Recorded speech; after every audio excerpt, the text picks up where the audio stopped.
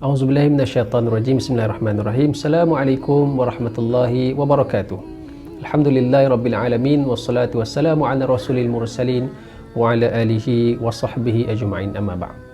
Alhamdulillah, pada hari ini kita dipertemukan bulan Ramadan yang penuh keberkatan, dan pada hari ini kita akan bicarakan satu topik yang bertajuk tanda akhir zaman, bakhil bersarang dalam jiwa.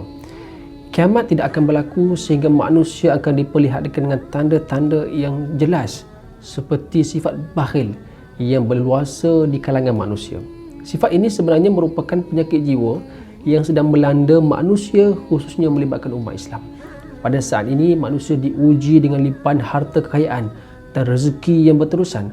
Namun dalam masa yang sama, sifat kedekut dan bakhil telah menjadi penghalang utama mereka untuk menggunakan harta kurniaan Allah Subhanahu wa taala kepada jalan yang benar. Daripada Abu Hurairah radhiyallahu anhu berkata, Nabi sallallahu alaihi wasallam bersabda, maksudnya salah satu tanda daripada tanda-tanda kiamat ialah meluasnya sifat-sifat kedekut. Hadis riwayat Al-Tabarani. Gambaran menerusi hadis Nabi ini menjelaskan bahawa keadaan manusia akhir zaman akan diselubungi oleh sifat-sifat kedekut yang berleluasa sehingga memberi kesan yang besar kepada keseluruhan kehidupan mereka. Mereka mula berkira-kira untuk menginfakkan sedikit harta mereka kerana kebimbangan akan menjadi fakir dengan kurangan harta tersebut. Nabi SAW bersabda dalam hadis yang bermaksud, masa akan menjadi semakin singkat, ilmu semakin berkurang, dicampakkan kepada hati manusia kebakhilan melampau, dan banyaknya al-harj, itu pembunuhan demi pembunuhan. Hadis Al-Bukhari dan Muslim. Perkataan kebakhilan dalam hadis ini merujuk kepada sifat kebakhilan yang disertai dengan ketamakan dan semua perkara yang menghalang seseorang daripada bersedekah atau melakukan amal kebajikan. Penyakit jiwa yang melanda manusia ini telah mengakibatkan rezeki kurniaan Allah Subhanahu wa taala yang sepatutnya dikeluarkan bagi tujuan membantu orang-orang yang kurang berkemampuan tidak dapat dilaksanakan. Kebimbangan mereka akan menjadi fakir dan miskin, menyebabkan limpahan harta disimpan sehingga tidak mampu untuk dimanfaatkan kepada orang lain. Perkara ini lebih kritikal apabila harta tersebut tidak dapat dinikmati oleh mereka yang memegang harta tersebut. Mereka rela mencatu makanan, berpakaian lama dan tidak mempunyai kelengkapan yang mencukupi bagi keperluan seharian, semata-mata ingin menjaga harta daripada kehabisan. Sifat bakhil ini secara langsung menyebabkan terputusnya hubungan antara manusia, seterusnya mengundang kemurkaan Allah Subhanahu wa taala. Dr. Muhammad Ahmad Al-Mubayyad dalam Mawsu'ah menjelaskan, maksud kebakhilan ini adalah satu sifat yang bukan melibatkan harta benda sahaja, bahkan semua perkara termasuk ilmu dan hal-hal kehidupan yang lain. Walau bagaimanapun, perkhususan sifat kebakhilan ini lebih cenderung kepada penggunaan harta yang berkait rapat dengan hal ehwal pembayaran zakat dan kegunaan harian seperti penyediaan makanan dan lain-lain. Nabi SAW bersabda, demi zat yang di tangannya jiwa Rasulullah, tidak akan berlakunya kiamat sehingga terzahirnya perkara keji dan kebakhilan. Orang yang jujur dikatakan pengkhianat dan orang-orang khianat akan dipercayai. Al-wa'ul musnah dan tahud timbul. Mereka bertanya kepada Rasulullah SAW, siapakah itu al-wa'ul dan at-tahud? Baginda menjawab, al-wa'ul adalah mereka dari golongan bangsawan dan bijaksana, dan at-tahud adalah mereka yang bodoh dan hina dan tidak diketahui kewujudan mereka. Hadis riwayat Al-Hakim. Allah Subhanahu wa taala berfirman, maksudnya, dan jangan sekali-kali orang-orang yang bakhil dengan harta benda yang telah dikurniakan Allah Subhanahu wa taala kepada mereka dari kemurahannya menyangka bahawa keadaan bakhil itu baik bagi mereka. Bahkan dia adalah buruk bagi mereka. Mereka akan dikalungkan, iaitu keseksaan, dengan apa yang mereka bakhilkan itu pada hari kiamat kelak. Dan bagi Allah jualah hak milik segala warisan, iaitu isi langit dan bumi, dan ingatlah Allah Maha mengetahui dengan mendalam akan segala yang kamu kerjakan. Surah Ali Imran ayat 180.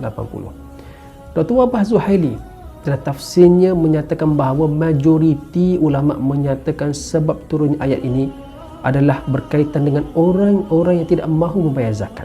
Walau bagaimanapun, Atiyah meriwayatkan dari Ibnu Abbas radhiyallahu anhu bahawa ayat ini turun disebabkan para pendeta Yahudi menyembunyikan keterangan tentang sifat-sifat dan kenabian Nabi sallallahu alaihi wasallam. Oleh itu, maksud bakhil dalam ayat ini juga merujuk kepada menyembunyikan ilmu yang Allah Subhanahu wa taala kurniakan kepada mereka. Allah Subhanahu wa taala berfirman maksudnya, iaitu orang-orang bakhil dan menyuruh manusia supaya bakhil serta menyembunyikan apa-apa jua yang Allah berikan kepada mereka dari limpahan kurniaannya, dan sebenarnya kami telah sediakan bagi orang-orang kafir itu azab seksa yang amat menghina. Surah An-Nisa ayat 37.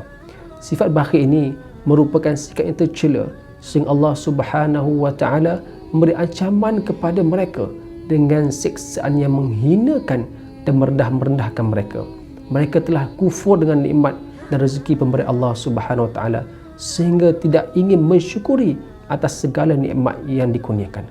Dalam ayat lain, Allah Subhanahu wa taala berfirman maksudnya, ingatlah kamu ini adalah orang-orang yang terbabit, demikian kamu diseru supaya berderma dan membelanjakan sedikit dari harta benda kamu pada jalan Allah Subhanahu wa taala.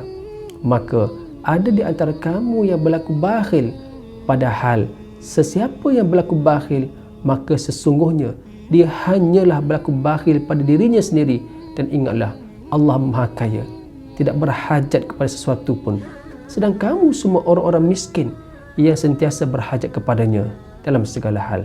Dan jika kamu berpaling dari beriman dan bertakwa dan menderma, dia akan menggantikan kamu dengan kaum yang lain.